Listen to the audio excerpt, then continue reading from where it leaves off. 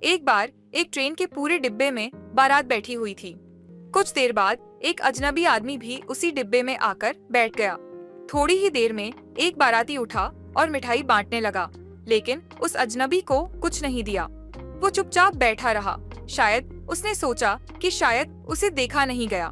پھر ایک اور باراتی اٹھا اور بریانی بانٹنے لگا، مگر اس اجنبی کو پھر بھی کچھ نہیں دیا گیا۔ اب اس اجنبی کو غصہ آنے لگا۔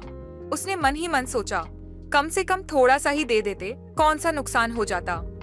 تیسری بار جب آئس کریم بانٹی جانے لگی تو پھر بھی اس اجنبی کو کچھ نہیں دیا گیا۔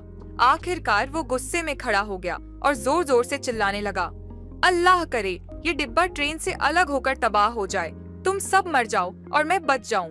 بارات میں بیٹھے ایک بزرگ نے حیرانی سے پوچھا، بیٹا تو کیسے بچ جائے گا؟ تو وہ اجنبی معصومیت سے بولا، جیسے ہر بار مٹھائی، بریانی اور آئس کریم کے ٹائم بچ گیا تھا۔